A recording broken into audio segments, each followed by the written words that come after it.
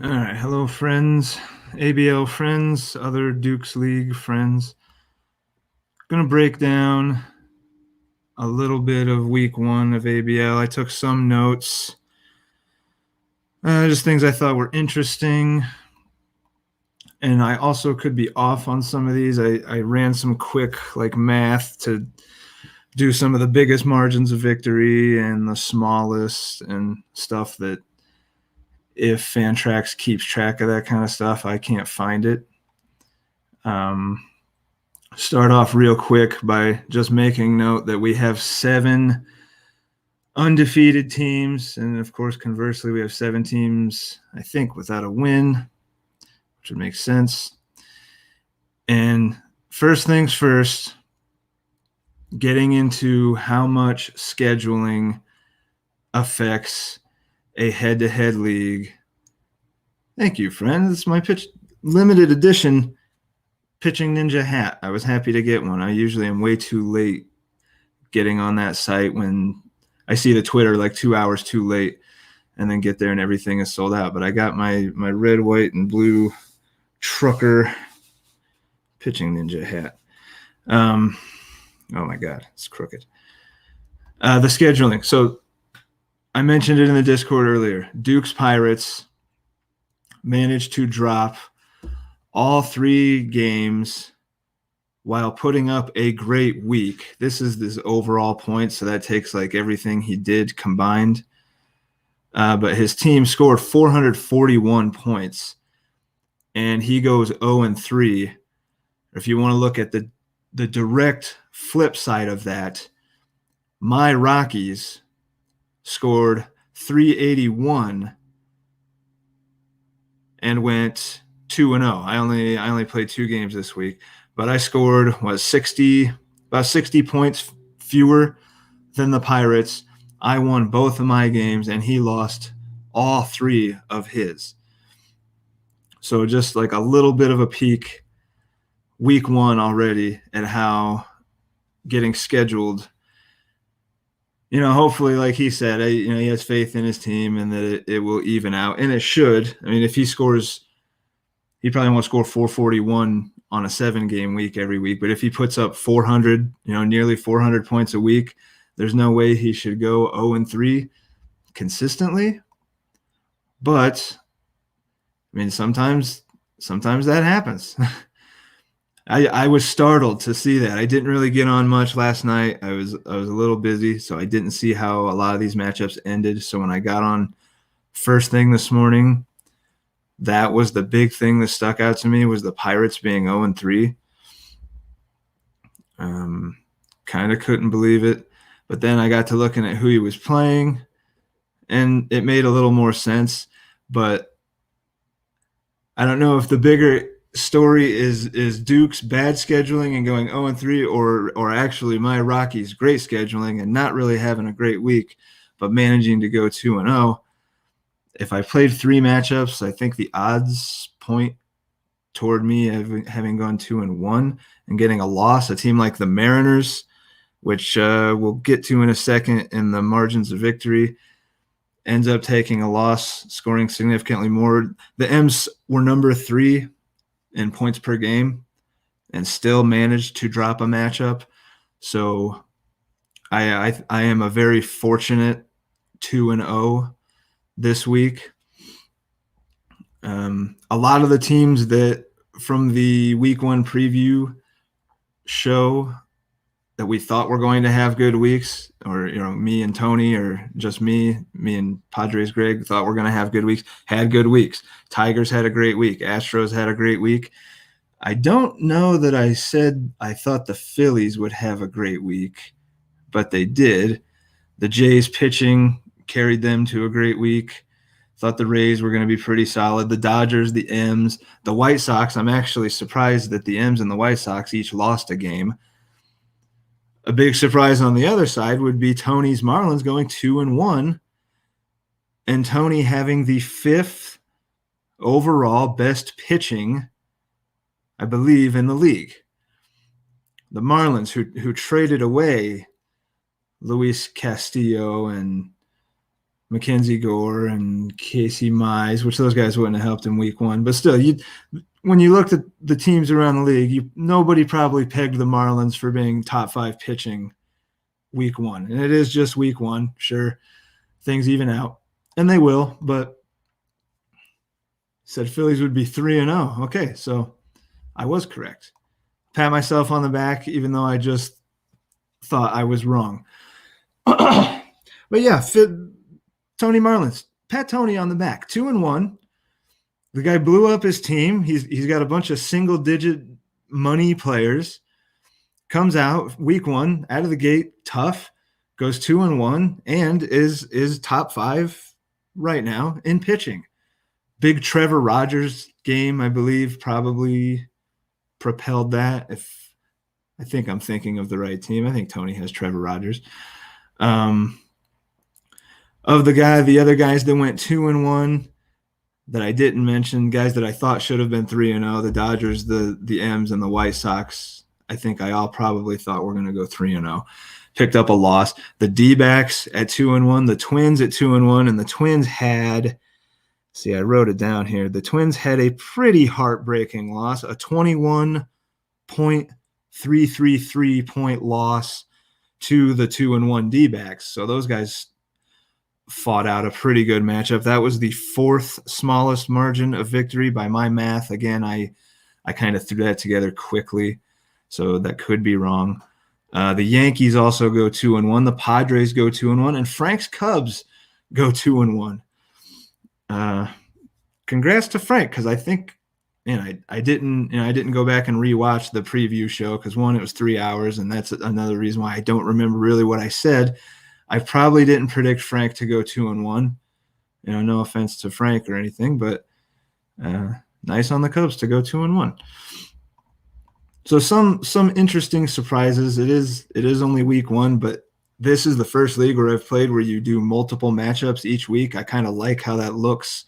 It's a little more interesting than just saying, these guys are 1-0 and these guys are 0-1. Gives a little bit deeper look around the league, I suppose. You're not all 0-3, but your winless teams, those aforementioned Pirates, the A's managed to go 0-3. The Red Sox, the Nats, Indians, O's, Royals, Brewers, and the Giants. Not the end of the world, of course, week one, but going to mention it when X amount of teams go winless. So for the biggest margins of victory, let's take a look at Jeff's Cardinals putting up 580 points. So he scored the most points of anybody in the matchup, and he also had the single biggest margin of victory. The Cardinals over the Red Sox right here was a 269.166 point victory. So it was a drubbing. Jeff would have beat anybody. Almost 600 points. You're probably not going to see that but even with the 3 extra days or 4 extra days, whatever the hell it was, 11 total, 600 points is pretty impressive. 580, whatever. If his team keeps that up. So just to put it in some perspective, the Cardinals are, of course, number 1 in points per game. They're also number 1 in hitting, number 2 in pitching. He did it both. So, you weren't going to just say, well, maybe my pitching can counter Jeff's hitting. His pitching killed you and his hitting killed you.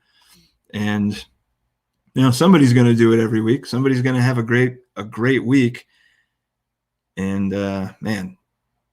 did anybody really even come close to Jeff? I know the Jays scored 523, but still, that's roughly 60 points lower than the top scorer. Jeff had a hell of a week. Hopefully, you didn't blow it all in week one and it's all downhill from here. But, enjoy it while it lasts. You destroyed the league in pretty much every category and are sitting on top of the standings because of it. So that was number 1, biggest margin of victory. Number 2, by my math, was Seattle-Milwaukee.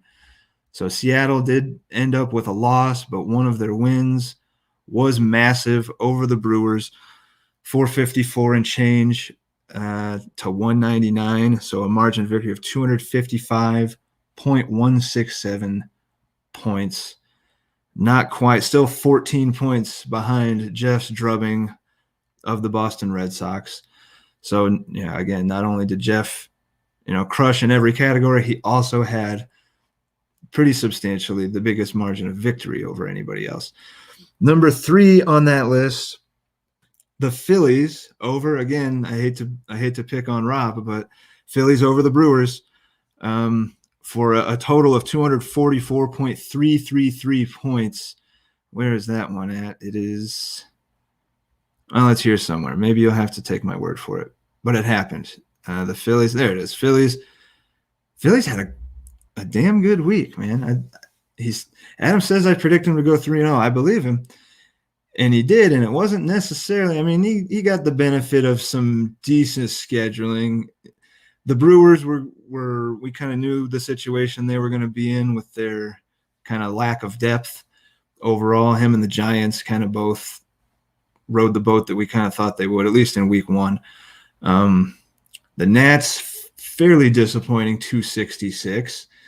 But the Mets kind of hung right there. And I know during the preview I said, Dwight, show us a sign of life if you're around. He hasn't been on the Discord much. I did talk to Dwight. He is around. He is alive. And his team put up 335 points. I don't think the Mets went winless. Did I just mention that? I don't think they did. They beat somebody. But those are your top 3. The other one I did 5, but I felt like doing 5 of the biggest ass kickings was just kind of adding insult to injury for the guys that got whooped. I mean, I fully expect to be in that category at some point during the year. Most of us probably will. Maybe not all of us. Maybe not the Dodgers and the Cards and the super deep teams, the Yankees, Astros. So let's look at the smallest margins of victory. And one in particular, it was the one loss that Seth's Mariners took.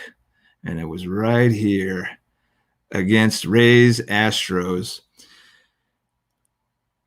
for a total margin of about 3.499 points. 3.5 points decided that matchup in favor of the Astros. If we get to the end of the season and somehow either the Mariners something catastrophic happens to that team and they miss the playoffs by a win, or conversely, the Astros make the playoffs by 1 win, there's a lot of year left, but a 3.5 point margin is pretty razor thin in a 30-team league as deep as we are. Maybe we'll see one closer than that, but already in week 1, seeing a matchup decided by 3.5 points.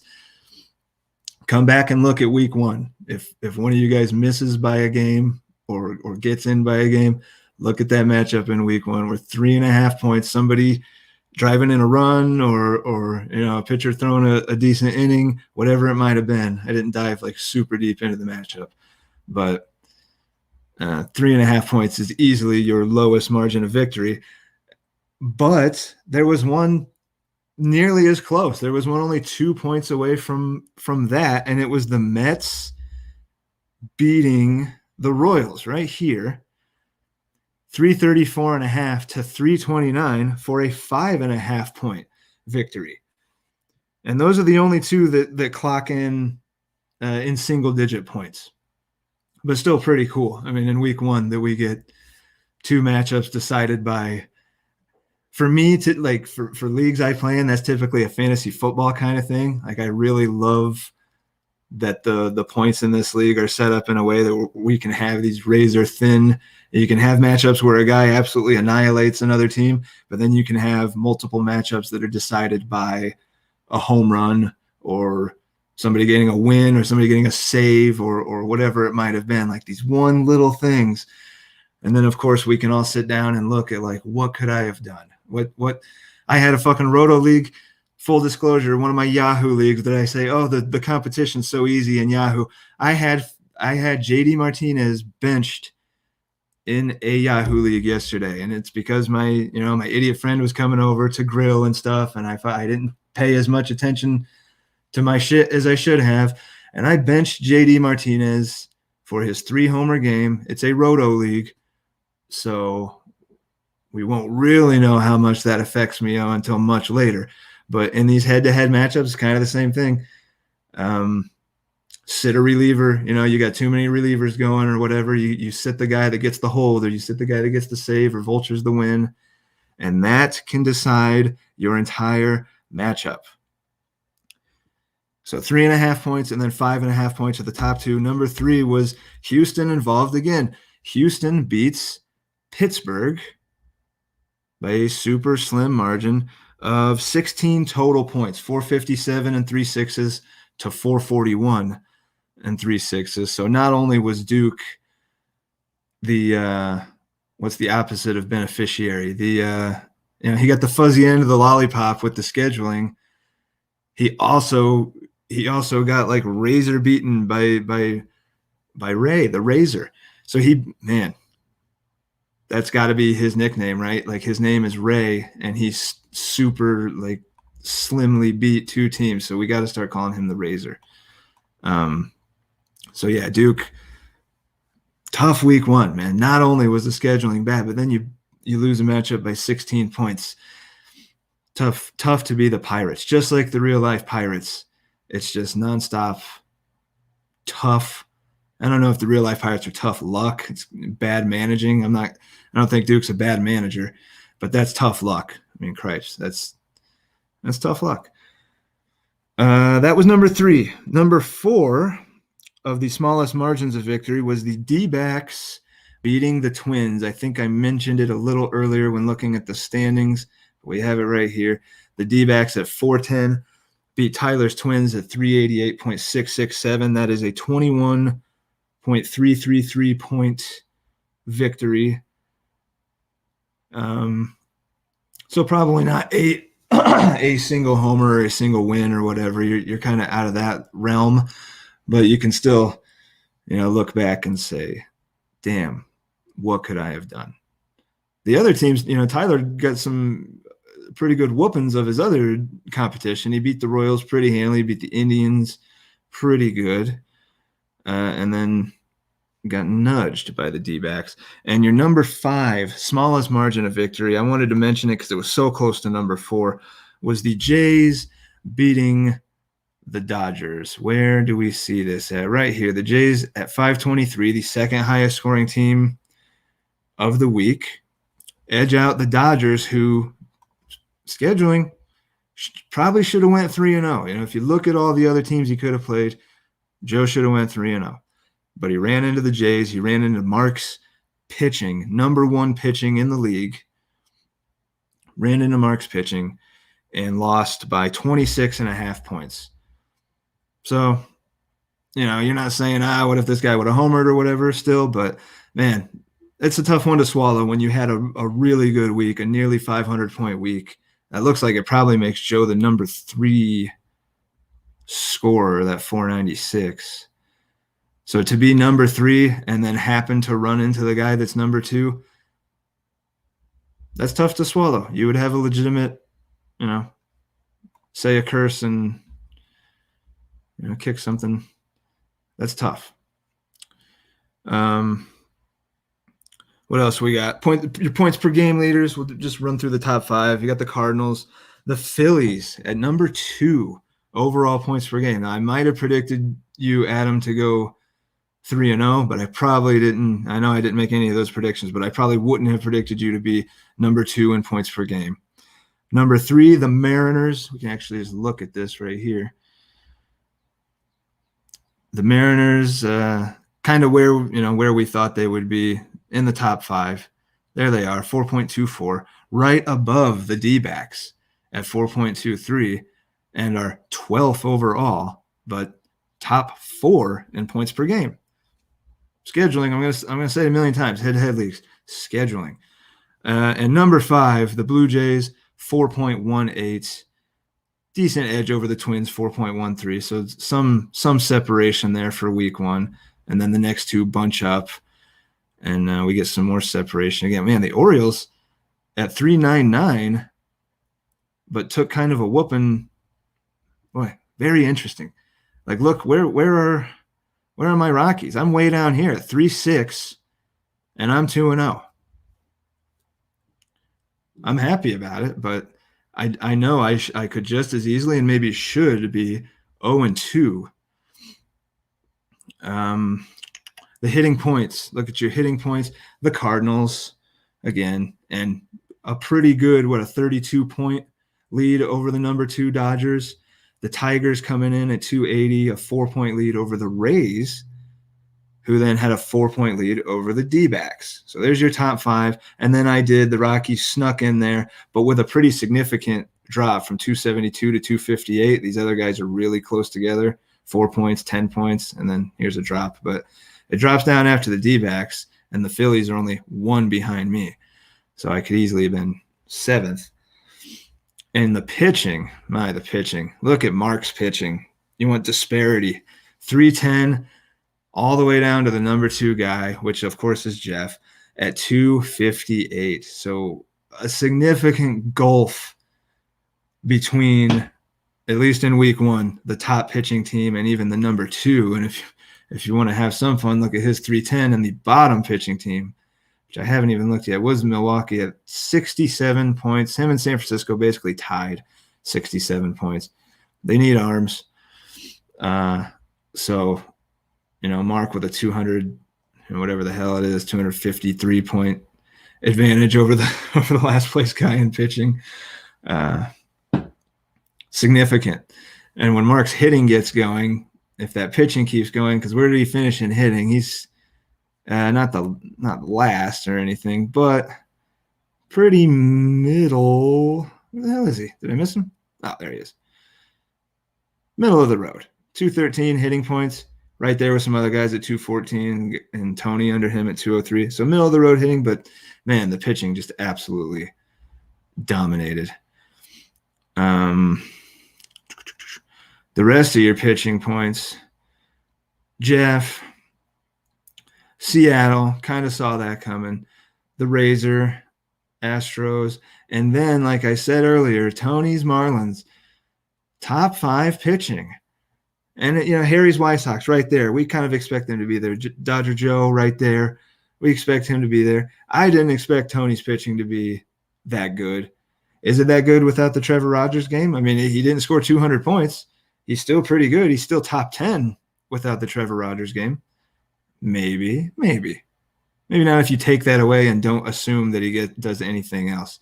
If you just take it away, he's probably not top 10. But you take my point. Tony's pitching unexpectedly good, at least for me. I'm speaking for myself. Did not expect Tony's pitching to be that good.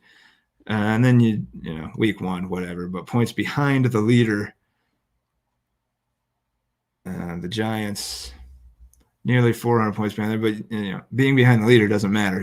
This isn't Roto, so interesting that they throw that in there, but it's not Roto. It doesn't really have a big effect. But again, let's pat me on the back. I'm 200 points behind Jeff, and I still managed to go 2-0. That's how important scheduling is. And now there can be no calls of malfeasance or anything on Duke's part, because he scheduled himself to go 0-3. Or maybe he just did it to set us up later. I don't know. Yeah, any team with Nats or Mets got really hurt. I don't have a ton of either in ABL, but in other leagues, I have a ton of Conforto. Had a lot of Scherzer, have a ton of Jeff McNeil. And on my RT Sports, some more full disclosure, the 4 head-to-head leagues I'm in, I'm 0-1 in every single one. One, I scored the 3rd most points in the league, but ran into, who the hell did I say that about? Dodger Joe ran into Mark, kind of like that. I scored 3rd most, ran into the guy that scored 2nd most, 0-1. Everybody on Twitter is saying, everybody needs to calm down. It's week 1. These things don't matter. Man, in head-to-head, every W matters, especially a 30-team league. You don't know what it's going to look like at the end of the year. Every win matters. I don't want to get squeezed at anything. I don't want that 3.5-point loss. If I was Seth, I'd be seething right now. I'd call him Seething Seth. I'm just going to assume he is. He's drinking his kombucha and clenching a fist at at Ray, who had a great week, but he really edged. He had 2 wins with a combined 19.5-point margin. So to call him the Razor is, I mean, that's, fuck, man. Not bad. Good week for everybody. I mean, obviously some, guys didn't have great weeks. But take one last look here. Let's look at Jeff's domination. And really, Mark, man, that pitching is incredible. 60-point golf or 50-point, I should say, golf and pitching to the next guy. And then, after that, it evens out. It's 18 points between Jeff and Seth, and then 3 points between Seth and Ray. And then, it evens out. But Mark just crushed it. Who was it that crushed it for Mark? I know he's got Giolito. Chris Owings, yes. Oh, yeah, Merriweather, C-Rod, all those boys. Yeah, McGee with the saves. Corbin Burns, of course. Jesus Christ. Pablo Lopez. Yeah, no wonder Mark had a good pitching week. Corbin Burns by himself would have beat a lot of teams, put up 50 points. McGee, 45. So as good as Burns was, 12 1/3, 20 strikeouts, 2 qualities, he still only scored 5 more points than Jake McGee, who threw 5 1/3 innings. So, man, relievers and saves, man, they matter in this league. Holy hell, do they matter. I think that's pretty much all I got. Maybe I'll do another preview this week and try not to do it 3 hours, because that was a slog.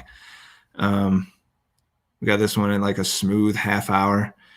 If we can do a preview in that time. But, oh, God, what a terrible thing to look at there. Thanks for watching. This is going to be kind of a funky week for me work-wise. Ideally I want to have somebody on with me when I do these and not just talk to myself. But this one I'm just kind of cranking out because I'm getting my car fixed and I got a bunch of other shit going on. So thanks for watching. We'll keep doing these regularly. And again, get some of you other guys on here with me. Good luck in week 2, gentlemen. Good luck in week 2. See you next time. Oh yeah, power rankings. Power rankings out today. Maybe I'll weasel in a power ranking episode before the end of the week or something. That's a good call, Adam. All right, so this time, really. See you next time.